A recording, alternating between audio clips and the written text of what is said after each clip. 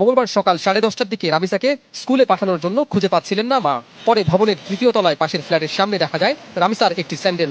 এরপর পুরো ভবনের কোথাও খুঁজে না পেয়ে পাশের ফ্ল্যাটের দরজায় ধাক্কাধাক্কি করেন রামিসার মা ও প্রতিবেশীরা, কিন্তু কোথাও সাড়া না মেলায় দরজা ভেঙে পাওয়া যায় রামিসার মাথাবিহীন মরদেহ।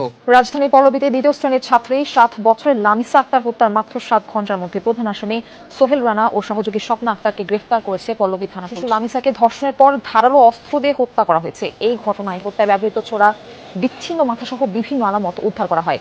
পুলিশ জানিয়েছে ঘটনার প্রকৃত কারণ উদ্ঘাটন ও জড়িতদের বিরুদ্ধে আইনগত ব্যবস্থা নিতে তদন্ত অব্যাহত রয়েছে। আমি কিছুই চাই না, বিচার আপনারা করতে পারবেন না। আপনাদের এই ধরনের কোনো রেকর্ড নাই, আপনারা পারবেন না। আমার মেয়েও ফিরে আসবে না, আপনারা বিচার করতে পারবেন পারবেন না। আপনারা কোনো এক্সাম্পল দাঁড় করাতে পারবেন পারবেন। আমার থেকে স্টেপ নেবেন, স্টেপে লিখে নেবেন পারবেন না।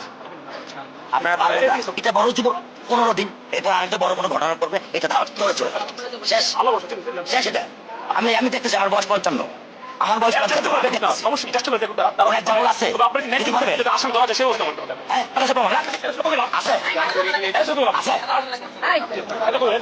আপনি কি বুঝবেন? আপনি আমার কি বুঝবেন? কিসের ডায়লগ মারেন? আপনি আমাকে ডায়লগ মারেন, আপনি আমাকে